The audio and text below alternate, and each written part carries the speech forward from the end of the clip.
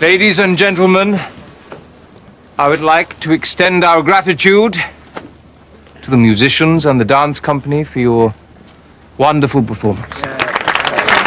This has been a wonderful evening.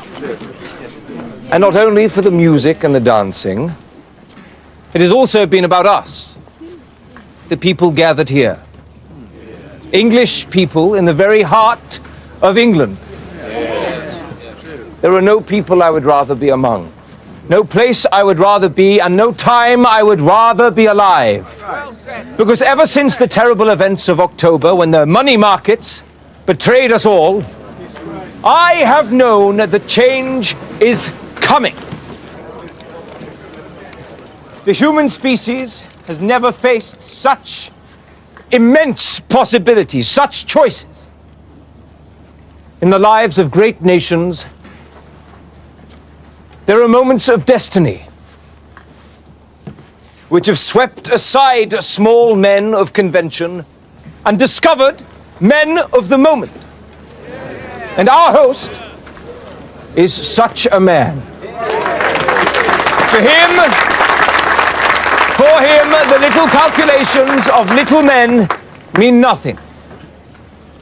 He is a man well suited to the mighty mood that England is now in. The only reason I say this now, at this moment, on this stage, is because I have some news. Good news, I think.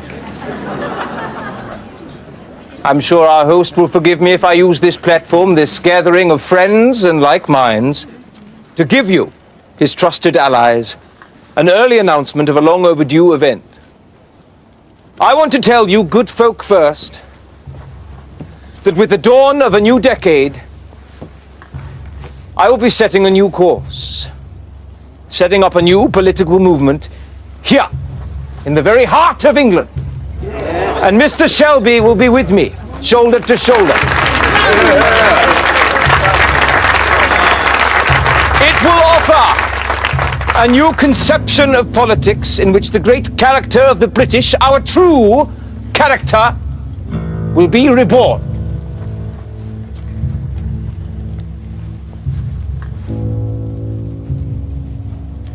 Many of you lost fortunes in the recent stock market crash. The men of money, the capitalists in New York, the Jews, the money power, they run an international system in which the infinite mobility of money, its capacity to create financial chaos and panic, can bring down any government that dares for one moment to oppose it.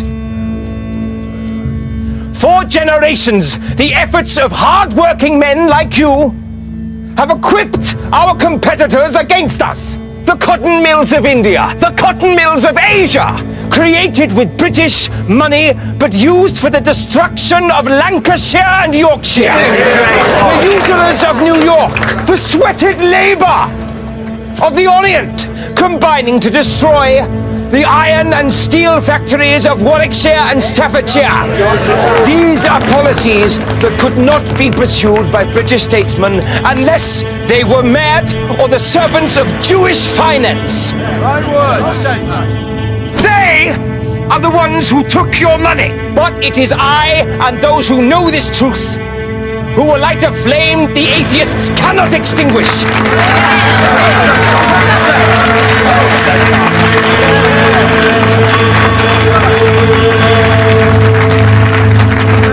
The ranks of our heroes of the Great War have been betrayed again and again by politicians. But hear this. Those of you who fought the Jew war for nothing, you brave men, you will join hands with the angry youth of Birmingham and Manchester and London and Liverpool and declare that England lives tonight and marches on. I say all this to you now because I believe it is in places like this with people like you that we will have to pass on our message directly. Our message can be summarized with these words: Britain first.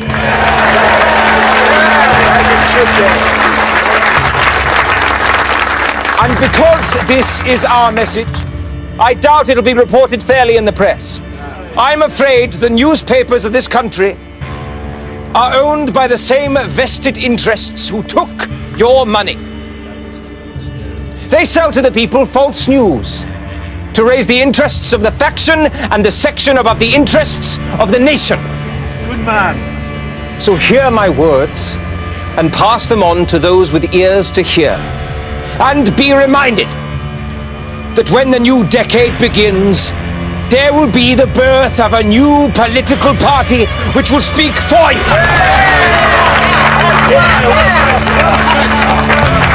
This party, this new movement, this revolution will be called the British Union of Fascists.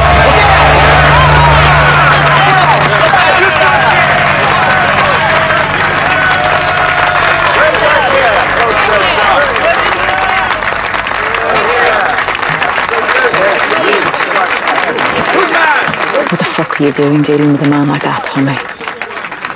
Yeah, you're gonna have to trust me. Again.